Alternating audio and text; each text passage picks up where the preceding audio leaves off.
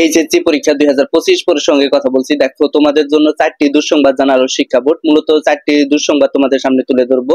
তো যারা এখনো নতুন, অবশ্যই চ্যানেলটি সাবস্ক্রাইব করে পাশে থাকা বেল আইকনটি বাজিয়ে দাও। যারা ফেসবুক পেজ থেকে দেখতেছো অবশ্যই ফলো দিয়ে লাইক দিবা, কারণ একটি লাইক আমাকে নতুন আপডেট দিতে উৎসাহিত করে। দেখো, এক নম্বরে যে দুঃসংবাদ সেটা হচ্ছে গ্রেস মার্ক পাবে না, অর্থাৎ হাজারো শিক্ষার্থী, লাখো শিক্ষার্থী কিন্তু এখানে ফেল করবে।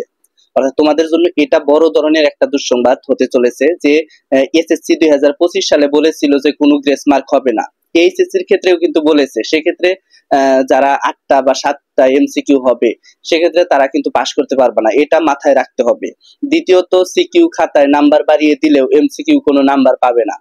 অনেক শিক্ষক আমাদের সাথে কথা বলেছে বা আমরা তাদের সাথে কথা বলেছি, তারা বলেছে যে সিকিউ যে অংশটা এটা কিন্তু মূলত আমরা দেখি অনেক শিক্ষার্থীকে তারা পাশ করিয়ে দেয় বা পাশ করিয়ে দেই, কিন্তু দেখা যায় যে এমসিকিউ যে অংশটা এটা কিন্তু ওএমআর মেশিনের সাহায্যে দেখা হয়। অর্থাৎ এটা কিন্তু বোর্ড কর্তৃপক্ষ দেখে। এটা যেহেতু বোর্ড কর্তৃপক্ষ দেখে, এখানে নাম্বার বাড়ার কোনো সম্ভাবনা নাই।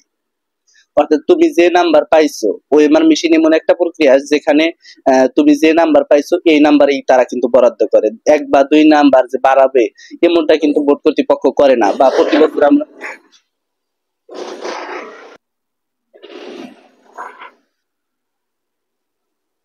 3 নাম্বার যে দুঃসংবাদ সেটা হচ্ছে 69, 79, 32 পাইলেও এ প্লাস বা পাস করতে পারবে না।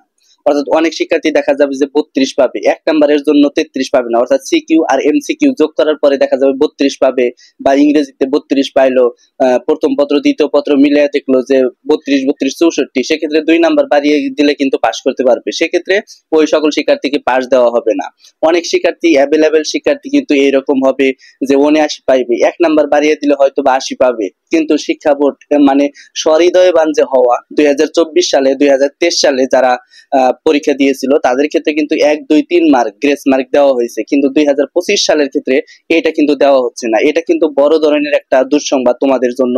অনেক শিক্ষার্থী ভালো রেজাল্ট করবে, অনেক শিক্ষার্থী দেখা যাবে খারাপ রেজাল্ট করবে। অর্থাৎ শিক্ষার্থীরা এমনটাই খারাপ রেজাল্ট করবে যেটা বাসায় কল্পনা করা যায় না। 2025 সালে যারা পরীক্ষা দিয়েছিল এসএসসি তে, তারা কিন্তু 6 লাখ শিক্ষার্থী ফেল গেছে, অ্যাভেলেবেল শিক্ষার্থী ফেল গেছে, তারা কিন্তু ভালো রেজাল্ট করতে পারে নাই।